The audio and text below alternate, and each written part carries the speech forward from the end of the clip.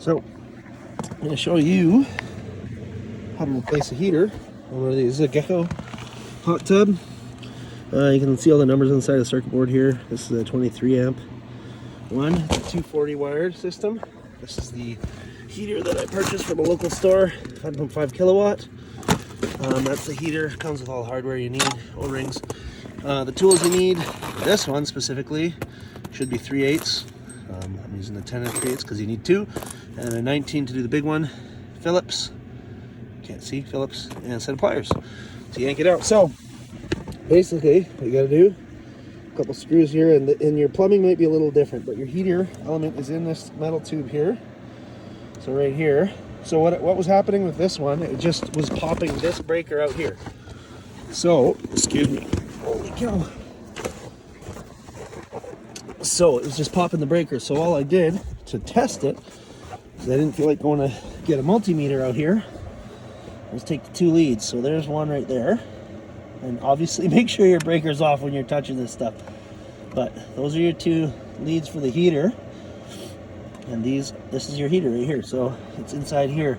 I just have a heater running in here because I drained it, but the drain hose froze on me. It's minus 25 today, so I wanted to keep everything not freezing. This is leaking too, so I'll probably take that out and reseal it. Yeah, so you start by taking these two Phillips out, pop that out, same on this side, and then I'll try to get a video once I'm in there too.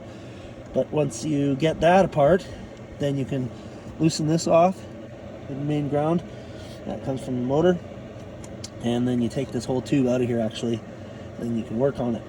I could actually go do it inside if I wanted to. Anyways, okay, so I'll try to show you here. So these two leads, take that off. This one, I believe, is your over temp sensor. I'm pretty sure, not 200%.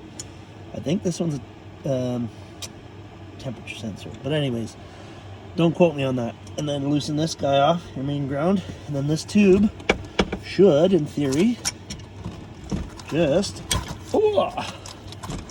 pop out easy peasy. There we go. So that's your heater tube right there. Looking there, heater. Wow, it actually looks still in good shape. So we'll see what we see when we pull it apart. Okay, so we're in the shop now. Oh, it's very sticky.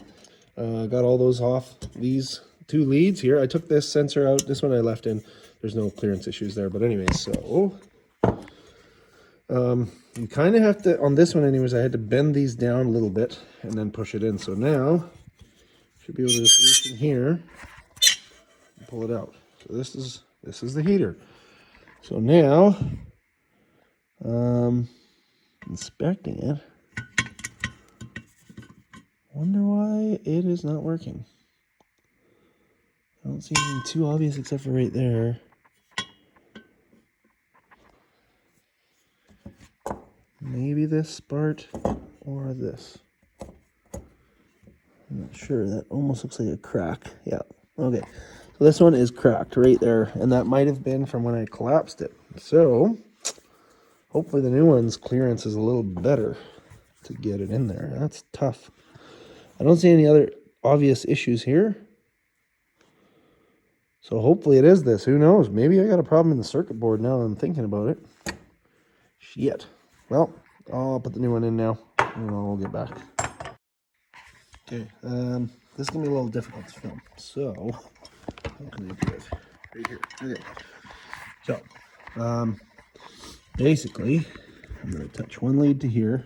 They're both actually 10.5 ohms, so I got worried that I wasn't fixing the right spot. But, forget it, I'm not going to do that. Then, so between these two, 10.5 ohms. Between these two, 10.5 ohms. And you can see they're insulated from there through, right? So they're not supposed to be touching this. So from this pin to this, 0. This pin to this pin, 0. This one has a coating on it. And I'm looking around and I found some exposed metal over here. So from either of these pins to here is continuity. There should be no continuity, and that's why it's shorting itself out. The electricity, the heater turns on, comes in here, hits this. Is actually a ground strap, not a sensor. I'll correct that now.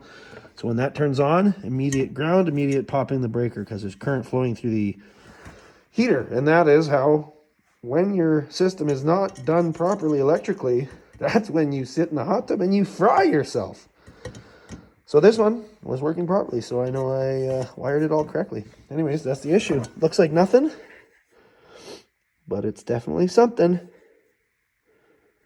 And that was actually under a piece of debris like this, so guess I got to get better at cleaning our filters out and such. But a little bit of corrosion there. So that's your... Okay, so new heaters in there, reconnected. Make sure you got these very centered, like as best you can. There's no centering bevel or anything like that. So that's it for this. Put the covers back on, and then I'm gonna wait for the weekend, because then we got some like -5. So I don't want to be filling this hot tub with -25, because it'll potentially freeze before I can even turn it on. So we'll see how it goes then, but we should be in good shape.